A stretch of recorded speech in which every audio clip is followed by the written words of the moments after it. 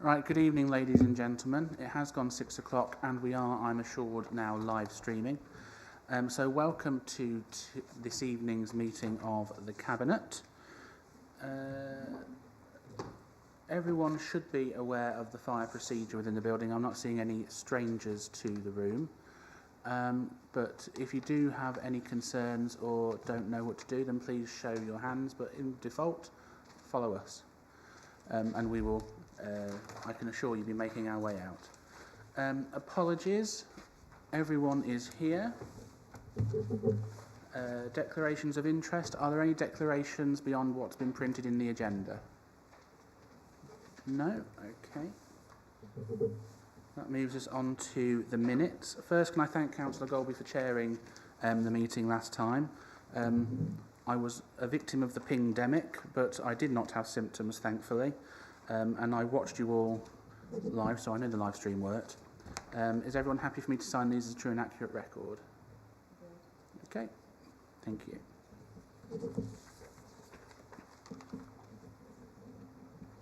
Okay.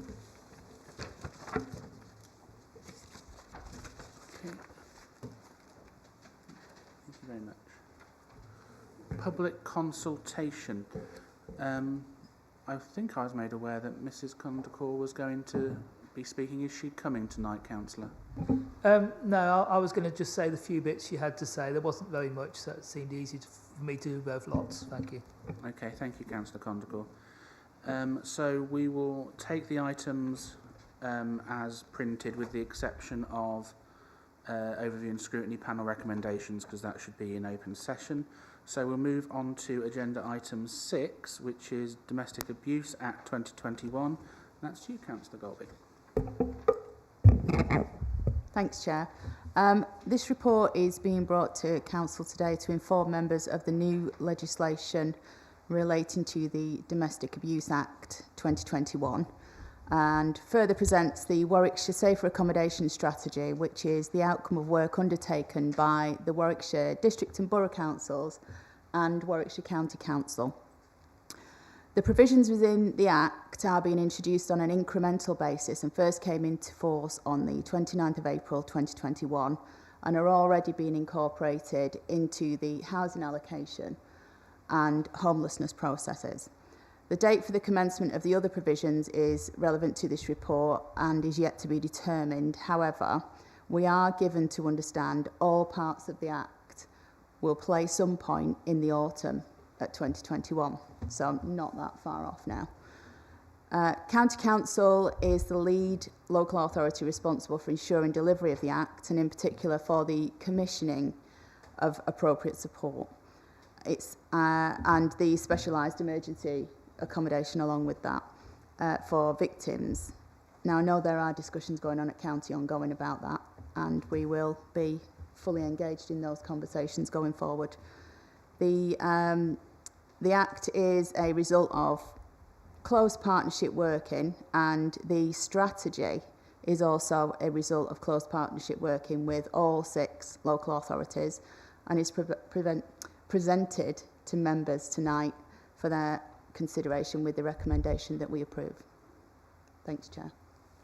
Okay. Thank you, Councillor Golby. So I'm taking it that you're proposing the recommendations. I am, Chair, yes. Okay, thank you. Does that receive a seconder? Councillor Evans, thank you. So we move on to the Leader of the Opposition. Do you wish to comment? Okay. Any non-Cabinet member? Councillor Condacor. Thank you very much, Chair. Both me and Michelle read this report and was impressed with how much is actually going on. Sadly, how much needs to go on as well. One thing that surprised us was that Nuneaton and Bedworth got less funding than the other councils, particularly considering that the report says we actually had more cases of domestic abuse than the other councils. And the other thing that was surprising is that we have a lower amount of people presenting in need of housing compared to some of the authorities. So I hope that's something we're looking at. And as always, it's good to get people to report. So actually, and particularly for men and all the different groups, I mean, there's the lesbians and whatever, and there's quite a good section at the back with all the charities. So I hope at the Borough Council we can promote those a lot more. Thank you, Chair. Thank you, Councillor Condacor. Any Cabinet member? No. Just from me, I actually do welcome this report. Given my background with my employment, I have had occasion to come into contact with people, both men and women, who have been the subject of domestic violence. And it is an evil in our society which you can never predict, and you never know what's going on behind closed doors. And I do share some of the concerns about the statistics within the report, and myself and Councillor Golby have spoken about this, and we're trying to see whether, for example, it could be how data in Nuneaton and Bedworth is reported. We don't know. We're asking officers to try and dig a bit deeper into that information. But also there is another legal option for people who do suffer domestic violence, and that is what are called occupation orders. So they can actually ask the perpetrator to leave, or have an order from the court to ask the perpetrators to leave, but we don't know how those court orders play with the statistics being presented to us today. So that is something which myself and Councillor Golby have taken an active interest in. Anything you wish to pick up on, Claire? The numbers were quite confusing and have been discussed with officers, and basically it's along the lines of what Councillor Wilson has said. We all report our stats a little bit differently, so each local authority is reporting slightly differently, and their categorisations are slightly different, so it's not a bang-on exact science. And we've also got assumptions in there for people who are not actually presenting, because not everybody does present when they're a victim of domestic abuse.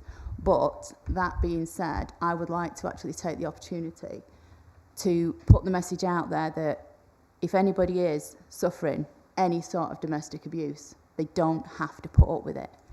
If you are in immediate danger, ring 999.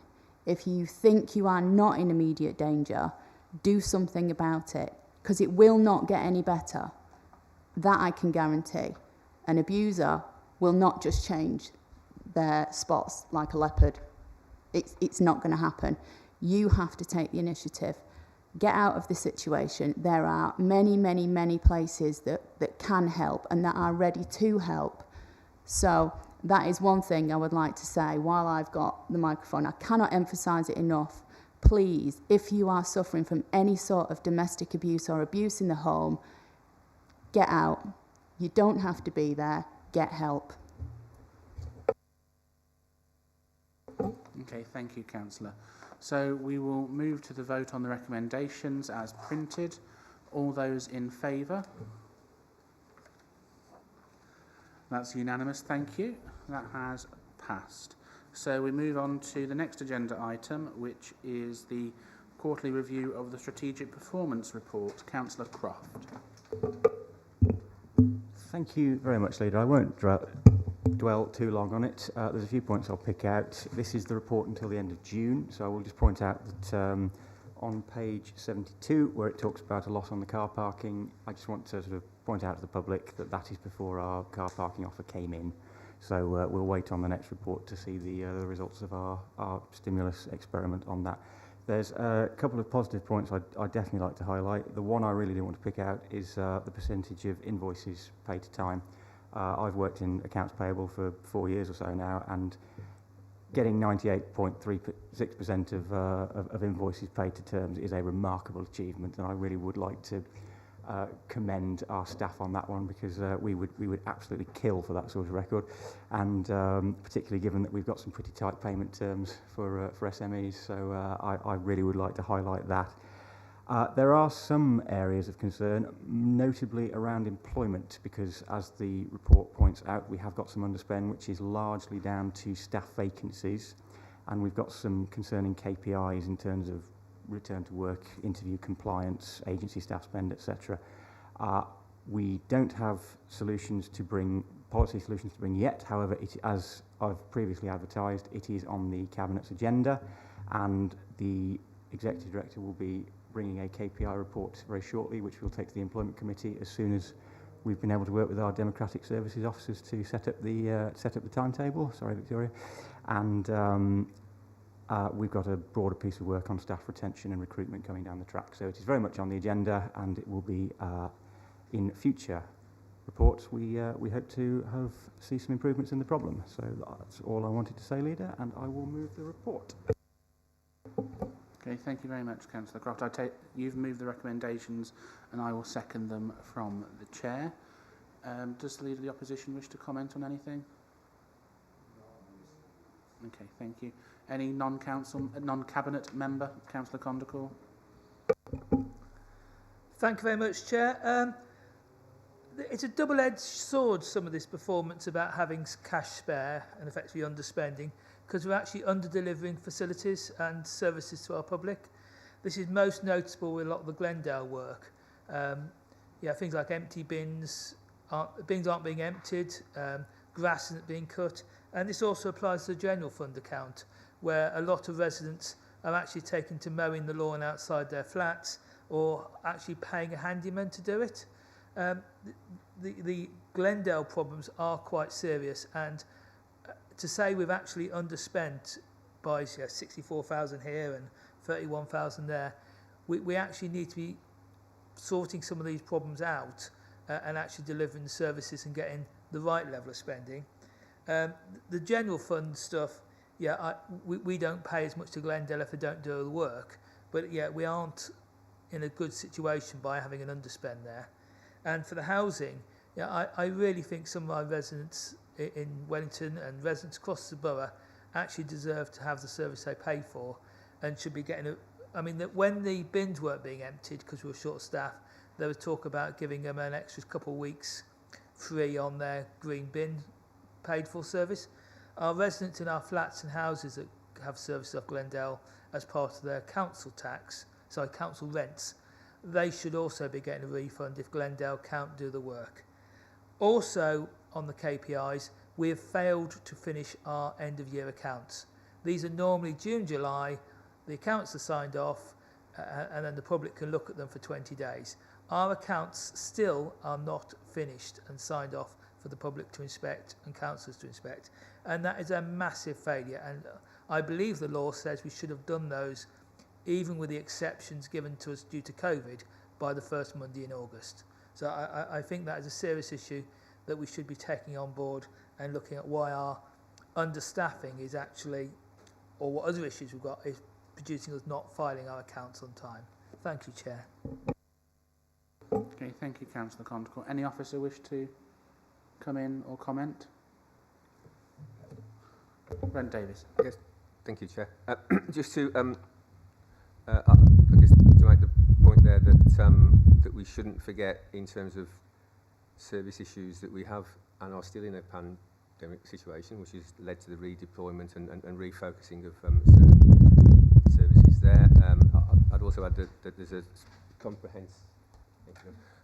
comprehensive action plan to be drawn up in terms of Glendale to ensure that the service does reach the levels that it should reach there on that basis there, and that we are far from alone in our timetable for producing our accounts, and indeed in some ways we may be a hostage to fortune that we've been so good at it in the past that because our performance is now coming closer to the rest of local government, it's seeming that we're dragging our feet, where I'd just like to reassure Cabinet and all members we are not dragging our feet in any shape or form.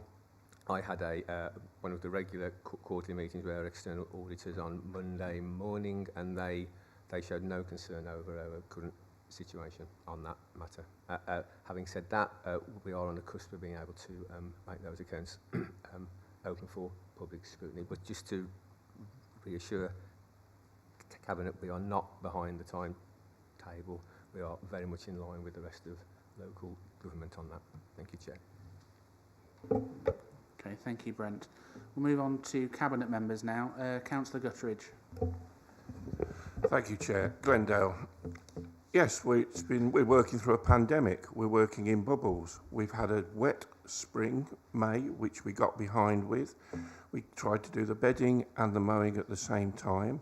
We lost staff, key staff, went to seek employment elsewhere. But I would like to ask you, Councillor Condical, can you furnish me with your complaints with the customer service complaint number, please? because we put everything through customer services, so we've got traceability. I hope you have put it through customer services so that we can trace it back. But like I said, can you furnish me with your customer complaint numbers, because they come back to you and give you a number. So I wait with anticipation with the your numbers. Glendale are getting on top of the job.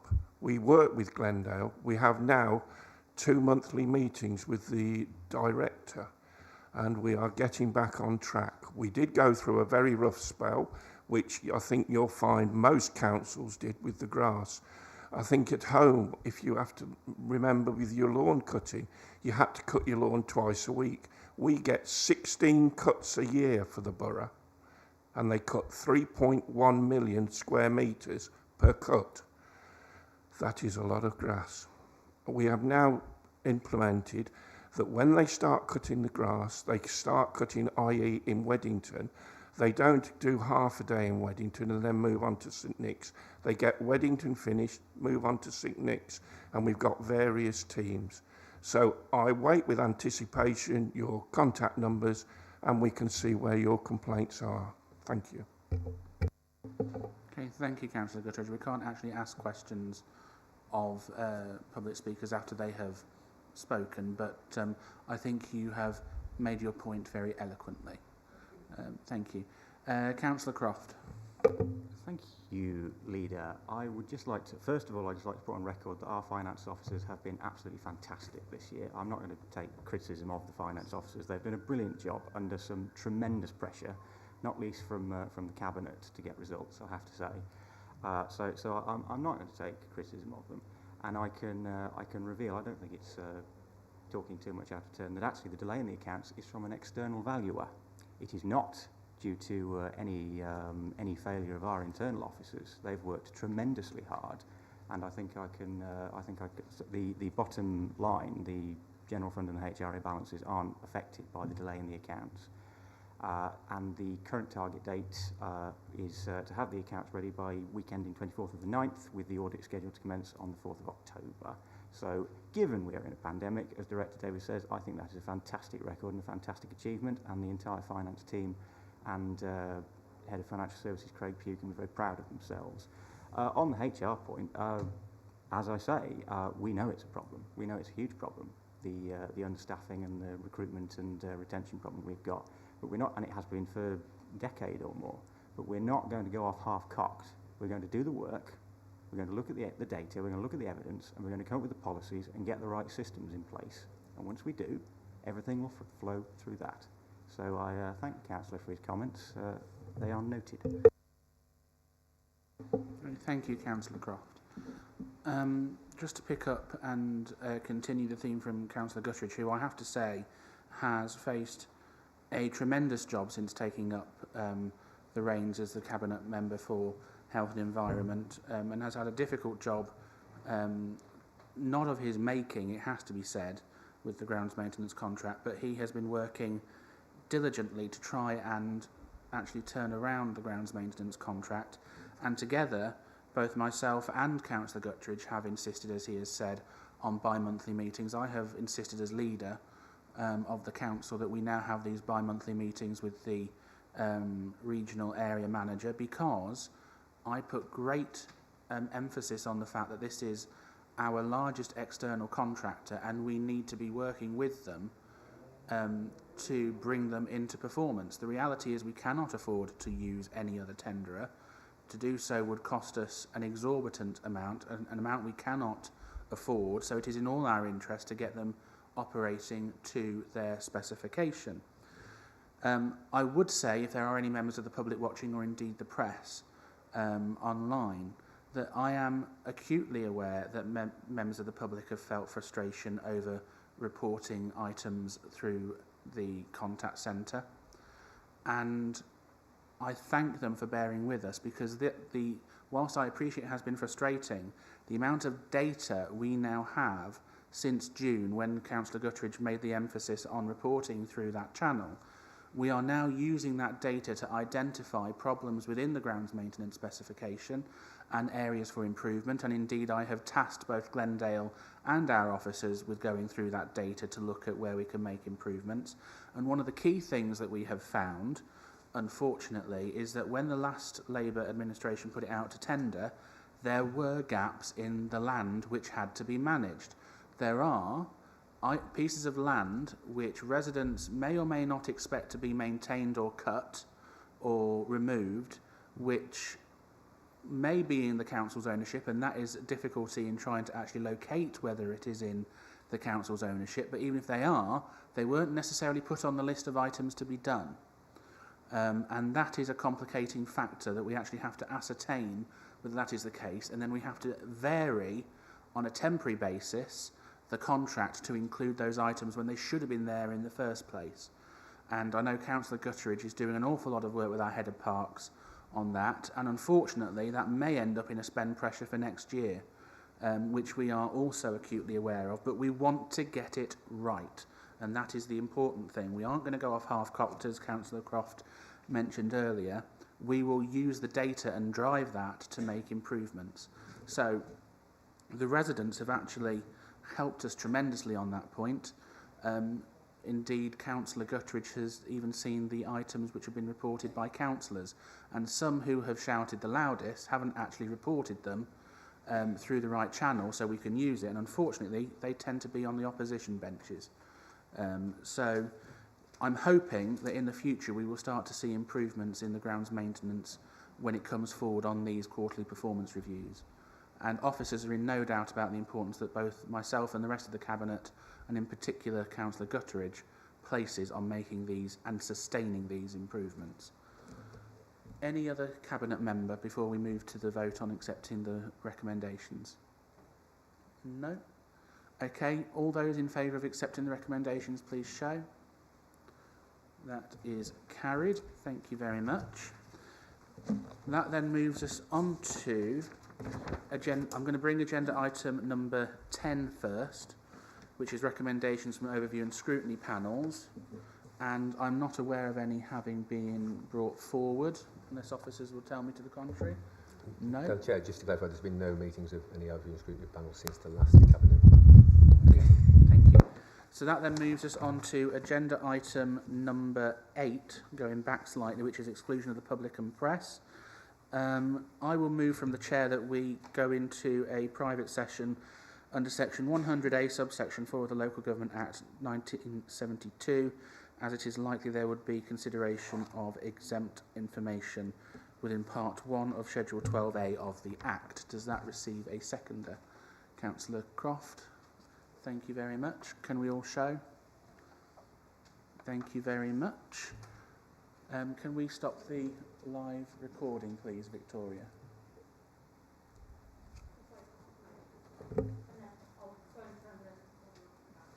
Thank you.